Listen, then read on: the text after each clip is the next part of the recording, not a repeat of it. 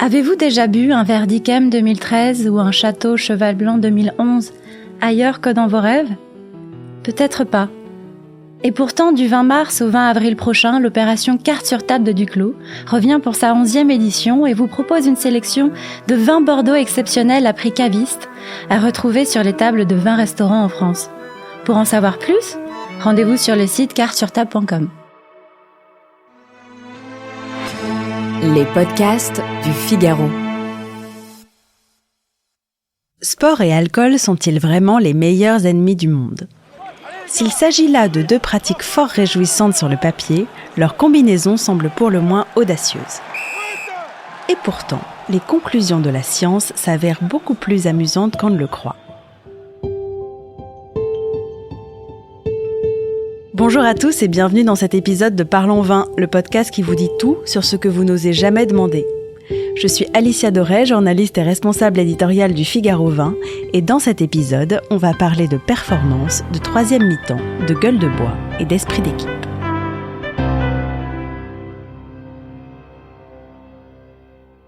Intuitivement, tout individu normalement cortiqué aurait tendance à penser que le vin, et a priori tous les alcools, ne font pas franchement bon ménage avec un corps d'athlète. Et on aurait plutôt raison de le croire, lorsqu'on voit les sportifs de haut niveau affichant une discipline alimentaire raide comme un coup de trick. Mais il y a pourtant quelques exceptions, avec de grandes stars du football manifestement portées sur la bouteille, et à l'inverse, d'autres sportifs qui, malgré leur sobriété, seront toujours restés dans l'ombre. Mais concernant le commun des mortels, nous aurions tendance à penser qu'un simple souci de modération resterait amplement suffisant. Sauf que la réalité n'est pas si simple. Première question, doit-on forcément être sobre pour être performant ? A priori, la réponse est oui, malgré tout ce qu'on peut lire au sujet des vertus antioxydantes du vin rouge et des bienfaits des polyphénols, notamment sur le système cardiovasculaire.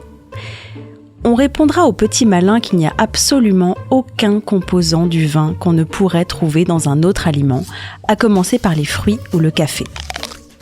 Mais c'est là que la psychologie peut prendre le pas sur la physiologie.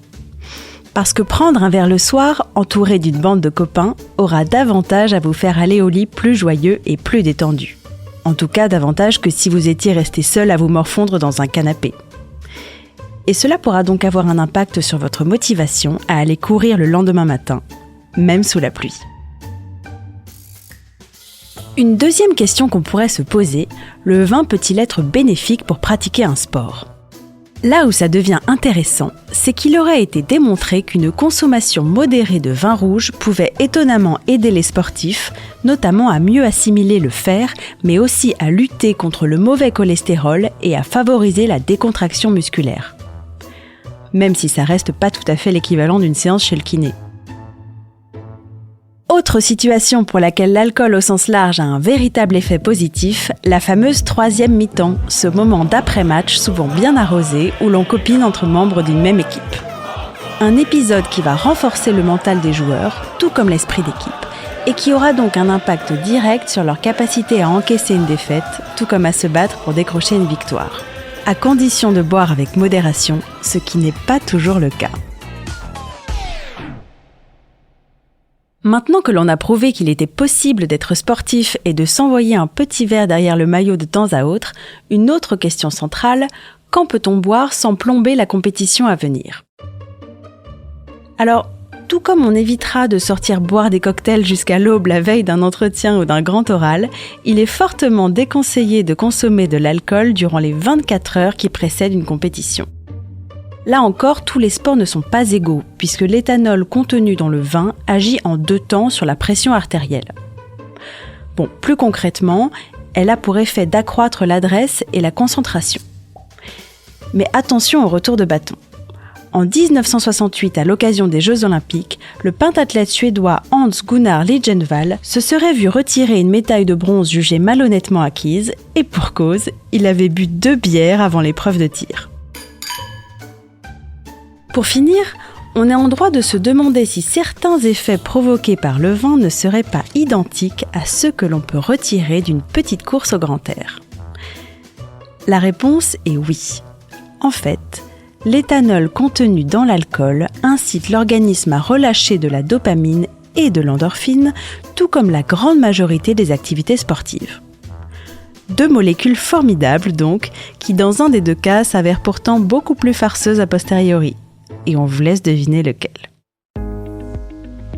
Pour conclure, finissons par un sujet qui concerne la plupart des bons vivants et athlètes du dimanche midi, la fameuse gueule de bois, et l'idée selon laquelle le sport les aiderait à se remettre d'une soirée qui n'aura pas été placée sous le signe de l'eau minérale.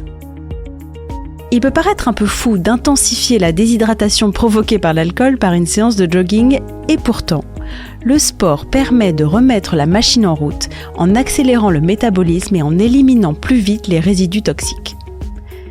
Vous êtes un peu perdu ? C'est normal.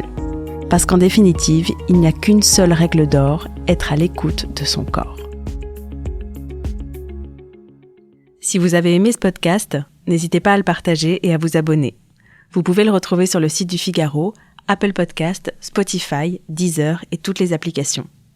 Et n'oubliez pas, parlons peu, mais parlons vin.